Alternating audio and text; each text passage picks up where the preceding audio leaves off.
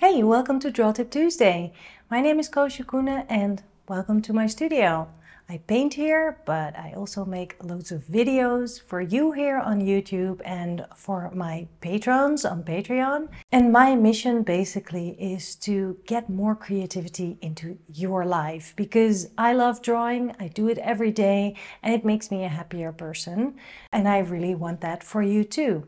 Today I am going to show you a sketchbook which I didn't like, and I want to tell you what happened because of it. Look at this gorgeous red cover. It feels really nice, the material of the cover. This is Paint On from Clairefontaine. For your and my convenience, I glued in the information in the back of the sketchbook. So this is a multi-technique sketchbook for mixed media. The pages are wide, 250 grams, 64 pages. The size is A5. And yeah, it feels really nice and the pages are nice and thick. And of course I start with an opening page with my contact details. And as you can see here, I have a little bit of trouble with my watercolors. The paper seems to rub a little bit, so maybe I'm too heavy-handed, but it's just not ideal for my way of working, I guess. However, I keep going because, well, let's see what else works. So I've tried colored pencil on top of watercolor, and here you can see that the watercolor granulates a little bit more and it also seems to rub a little bit.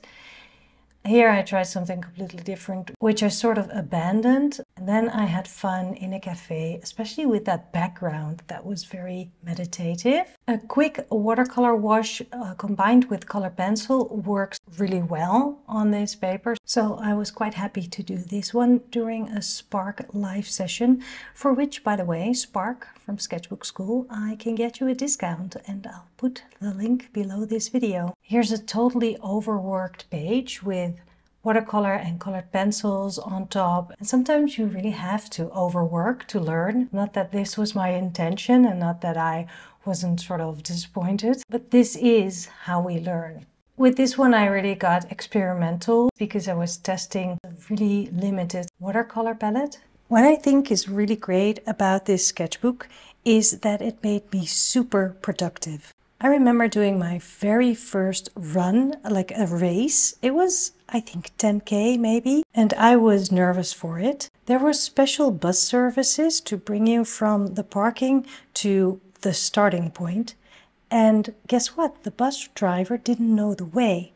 So I came late to the start. I had to run from the bus stop to the start to actually start. So I was running, starting. And I had been training for this 10K and I had a certain time, but I ran so much faster just to get it over with, kind of. I love this drawing. However, this is one of the biggest things that I didn't like about this sketchbook, and that is how the middle sort of tore. The paper just sort of cracked if I wanted to lie the sketchbook flat open, so that is basically the main reason why I didn't like this sketchbook that much. So why would I share this story about this race from many years ago? Well, it's because it reminds me of the way I ran through this sketchbook. Back then I felt kind of angry about it. Now I wasn't angry, I was just almost frustrated, but I gave it a whirl. Like, let's get it over with. But also, well, now that this paper isn't the best and the greatest, I'm not going to be precious about it. I'm just going to experiment and have fun and play and grab all my art materials. And it worked. I mean, I ran through this as if it was nothing. And even in my current sketchbook, I'm doing one drawing a day, as I always do, but sometimes I do 2 or 3. So this really accelerated productivity, being more experimentational and being less precious about the pages. So I can recommend having a sketchbook that doesn't really work for you that well, just so you are not as precious about it. I'm learning throughout this sketchbook how to use it and how to make it work for me. This was done during my mini workshop and this one too. The last drawings, I just sort of squeezed them out because I was so desperate to start a new sketchbook. And well, there is the end. This one, I really like this drawing and I'm so happy that I filmed the process. So very soon you will get a Draw Tip Tuesday video with the whole process of this sketchbook page. Okay, so I didn't hate the sketchbook, but I will not buy it again. And this is not like a review because for everyone this is different. I know someone who made amazing art in a sketchbook just like this and who loved it. So it's really depending on your way of working and your style and the materials that you choose, whether or not you like a sketchbook. But what I really like about pursuing that sketchbook just on character, you know, just like I'm going to finish this thing, is that I got really productive because I was less precious about the sketchbook.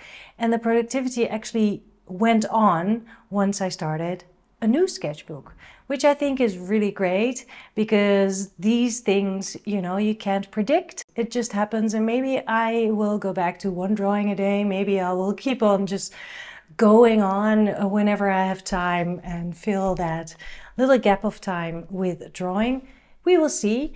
Anyway, I hope that this video has inspired you to be creative, not be too precious about your sketchbooks. It's just paper, and even if the paper isn't really that great, find ways to make it work for you. It's just like 30, 40 pages, and then you can move on to a next one.